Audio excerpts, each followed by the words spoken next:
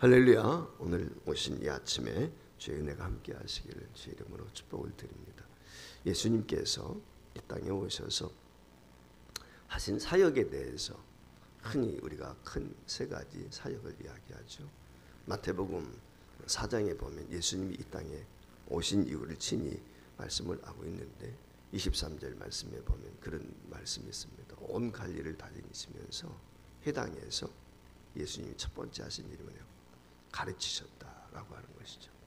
그래서 이제 교회가 제자 삼는 일에 열심을 냅니다. 두 번째가 복음 전파, 그리고 세 번째가 각종 병과 연약한 것들을 고치셨다. 그래서 이제 흔히 교회가 이야기할 때 이 3대 사역, 주님이 하신 사역이죠. 바로 가르치는 것, 그리고 복음을 전파하는 것, 그리고 치유 사역, 이 세 가지를 이제 예수님이 크게 하신 것으로 그렇게 말씀을 하셨어요. 예수님께서 친히 동시에 성경 말씀에 보면은 내가 온 이유에 대해서, 예수님이 이 땅에 오신 이유에 대해서 여러 곳에서 말씀을 하셨는데 그 중에 가장 크게 네 가지로 주님이 이 땅에 왜 오셨는가라고 하는 오신 목적을 우리가 한번 살펴볼 수가 있는데, 오늘 여기 본문에도 나와 있습니다만은 주님이 첫 번째 오신 이유, 목적이 무엇이냐? 그것은 누가복음 19장 10절에 나와 있는 말씀처럼 인자가 이 땅에 온 것은 잃은 양을 찾아 구원하기 위한 것이다. 그러니까 이 구원을 위해서 이 땅에 오셨다. 예수라고 하는 이름 자체가 바로 구원자 아니겠습니까? 그러니까 구원을 위해서 주님이 첫 번째 오셨다. 두 번째는 뭐냐면 이 구원에서 우리 백성들, 하나님의 자녀들을 어떻게 하십니까? 요한복음 10장 10절 말씀에 보면은 풍성케 하기 위해서 오셨다. 그러니까 주님이 저와 여러분을 구원하셔서 생명으로 하여금, 우리 양의 생명을 하나님, 우리 주님이 친히 말씀하신 것은 내가 온 것은 양으로 생명을 얻게 하고 더 풍성히 얻게 하기 위한 것이다. 그러니까 우리 성도, 이 백성을 양으로 비유하시면서 더 풍성한 은혜를 경험할 수 있도록 풍성케 하기 위해서 오셨다. 이게 이제 주님이 이 땅에 오신 두 번째 목적이에요. 그리고 이제 세 번째가 오늘 여기 본문 말씀에 보면은 섬기러 오셨다. 인자가 온 것은 섬김을 받기 위한 것이 아니고 섬기기 위한 것이다. 그러면서 네 번째 하신 말씀이 뭐냐면 자기 자신을 대속물로 주기 위한 것이다. 이렇게 이제 주님이 말씀을 하셨어요. 그러니까 예수님이 오신 것은 잃어버린 자를 찾아서 구원하는 것이고, 잃어버린 양이죠. 그러니까 주님이 하신 말씀 보면은 그 양으로 하여금 풍성함을 얻도록 하기 위한 것이다 라고 말씀을 했어요. 그리고 섬기고 대속물로 자기 자신을 드리기 위해서 주님이 오셨다. 그와 같이 말씀을 했어요. 여기 대속물이라고 하는 것, 오늘 우리가 함께 잠시 나누려고 하는데 위트론이라고 하는 헬란 말인데, 이 대속물이라고 하는 말의 의미는 어떤 뜻이냐면 해방한다는 것입니다. 결박을 풀어주는 것입니다. 그러니까 해방이라고 하는 것은 뭐예요? 내가 묶여 있을 때 그 묶임 받은 이유가 있단 말이죠. 그 묶임 받은 자를 풀어주는 거니까 거긴 대가 지불이다. 일종의 그렇게 우리가 쉽게 이해하면 됩니다. 그래서 이 대속물이라고 하는 것은 대가를 지불하고 내가 부자유했는데 나를 자유케 하시는 거죠. 나를 풀어주시는 거죠. 그래서 결박에서 푸는 거죠. 그래서 이사야서 53장 5절 말씀에 보면 예수님이 이 땅에 오신 어린 양이 되신 것에 대해서 말씀을 하죠. 그가 찔림은 왜 찔림을 받았느냐? 우리의 죄악 때문이다. 그러니까 창을 받으시고 못을 박히신 이유, 가시면류관을 찢으신 이유, 찔리신 이유가 뭐 때문이냐? 우리의 죄 때문이다. 그가 왜 상하셨느냐? 왜 이렇게 찢기고 상하셨느냐? 우리의 허물 때문이다. 그렇게 이야기하고 있어요. 우리의 죄악 때문이다. 분명히 성경은 우리에게 가르쳐주고 있어요. 우리의 허물 때문에 못이 박히시고 우리의 죄목 때문에 찢기셨다. 상하셨다라고 하는 것이죠.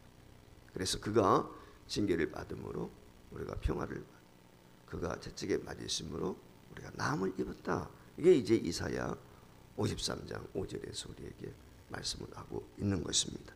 여러분 아시는 것처럼 죄의 삭은 사망입니다. 그렇기 때문에 죄인은 그 죄로 말미암아 죽을 수밖에 없다면 죽어야 되는 거예요.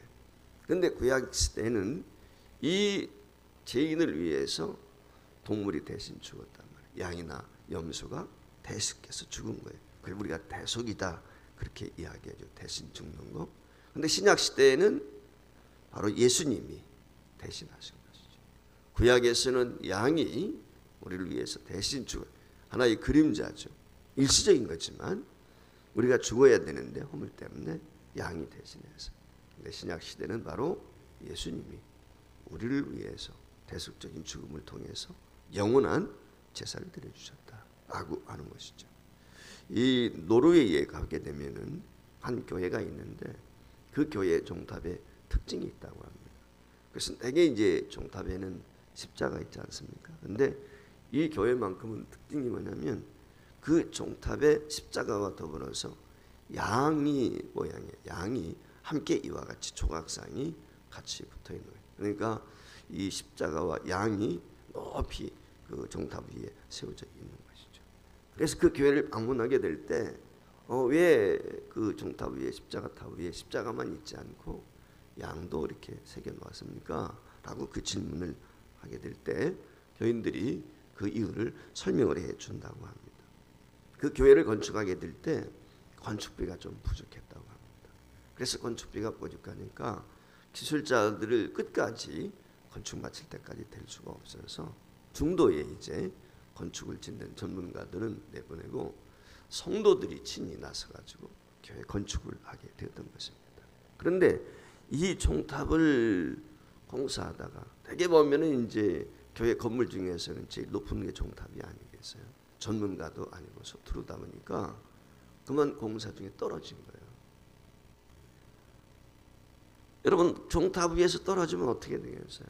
대다수는 죽는 거죠. 그래서 이제 죽었구나.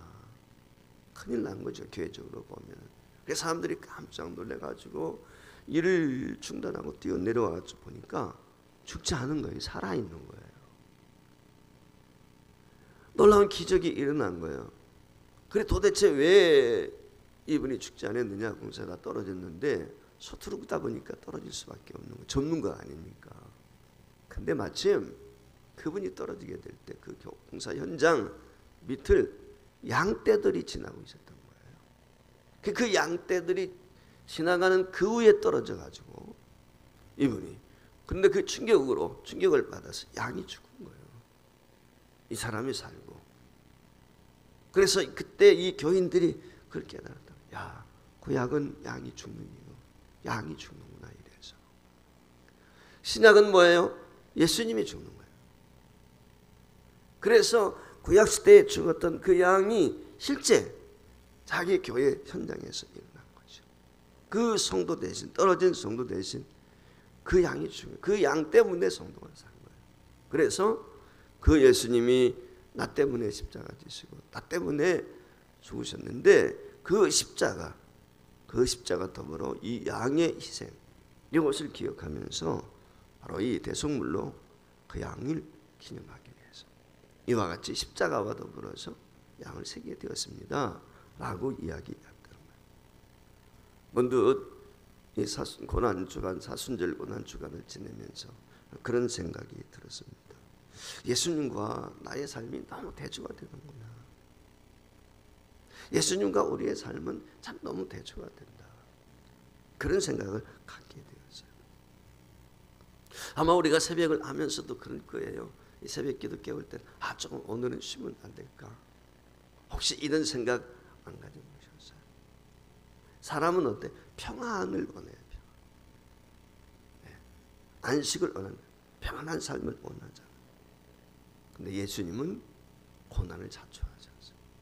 그러니까 예수님의 고난 때문에 내가 평안을 얻었구나 라고 하는 생각이 문득 들어요. 우리는 삶 자체가 밝은 걸 좋아하죠. 밝게 살고 싶으죠. 그런데 예수님은 어두움의 길을 걸어서 가셨어요. 힘들고 고난스러워 그 길을 걸어가셨다. 어둠 속을 걸어가셨다. 사람들은 밖길을 좋아해요. 오늘 여기 본문 말씀에도 나옵니다만은 자리 차지하고 높은 데 밖길을 원해요. 근데 예수님은 주기 위해서 오셨어요. 너무 나와 다른 거예요. 우리는 더 달라고 그래요. 그렇지 않습니까? 이것도 주시고 저것도 주시고 더 달라고 해요. 근데 주님은 어떻습니까? 우리를 위해서 죽으셨어요. 오늘 여기 야고보와 요한의 어머니가 나와가지고 자리 구하는 장면이 오늘 여기 20절 이하에 보면 기록이 되거든요. 그 말미에 지금 오늘 여기 예수님이 내가 이제는 섬기러 왔고 대성물을 주기 위해서 왔다라고 하는 것을 설명을 하는데, 우리는 이와 같이 높아지기를 원합니다. 근데 예수님은 친히 낮아지셨어요. 빌립보서의 표현을 빌리면은 그런 음부에까지 낮아지셨다. 이게 우리 주님 나하고는 너무 참 다르구나. 우리는 어떻게 보면 대접받는 걸 원하죠. 앞서가는 걸, 내 이름이 드러나는 걸, 그걸 원한단 말이죠. 그런데 예수님은 친히 섬기는 거예요. 낮은 자리에 있는 거죠. 높은 자리가 아니라 낮은 자리, 섬기는 자리.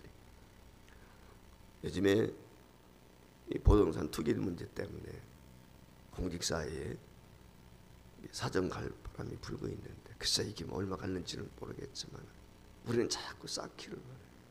세상의 것에 축적하려고 하고. 근데 예수님은 정반대.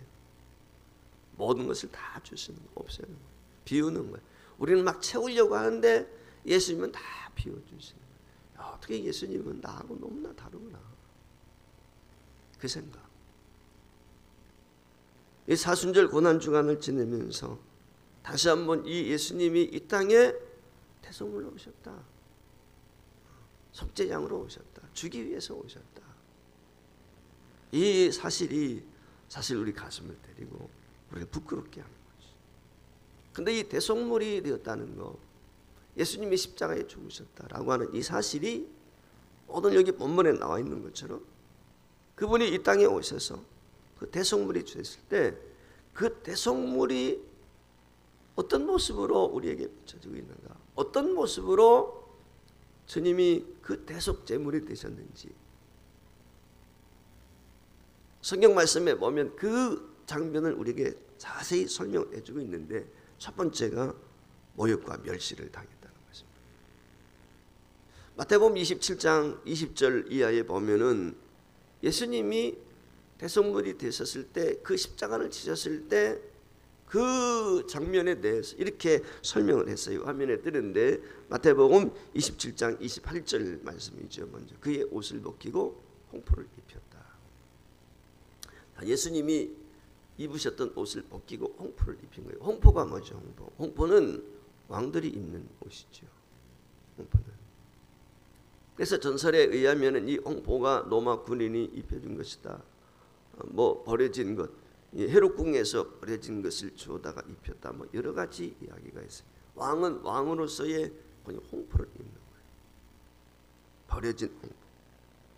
29절 말씀에 보면 화면에 뜨는데 같이 가시관을 엮어 그 머리에 씌우고 갈대를 그 오른손에 들리고 그 앞에서 무릎을 꿇고 희롱하여 이르되 유대인의 왕. 그러니까 여기 말씀에 보면 지금 예수님을 이 로마 병정들이 어떻게 얘기하냐, 왕처럼 하는 거예요. 왕처럼. 이게 왕은 왕관 쓰잖아요. 왕관.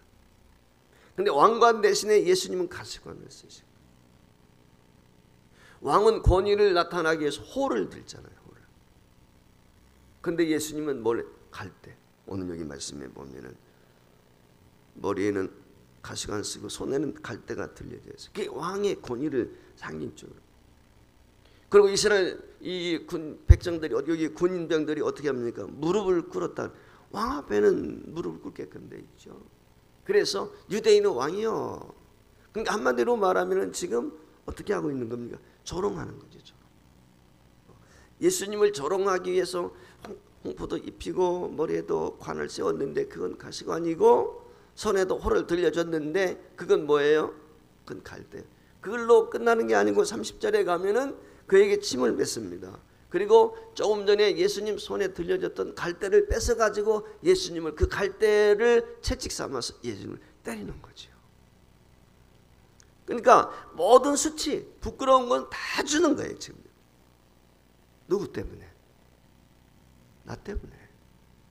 내가 그런 수모와 수치를 경험해야 되는데 주님이 지금 왕이 시란 말이에요. 만왕의 왕, 그분만이 참 왕이란 말이에요. 그런데 십자가에서 지금 모멸을 당하고 멸시를 당하고 철저하게. 누구 때문에? 바로 나 때문에. 이게 예수님의 십자가예요. 두 번째, 예수님이 십자가에서 고통을 당하시죠. 흔히 우리가 예수님이 몇 시에 십자가에 달리셔서 몇 시에 운명하셨느냐라고 했을 때 예수님이 대략 6시간 정도 십자가에 달려 있었다라고 아는 사람들이 이야기를 합니다. 오전 9시부터 오후 3시까지.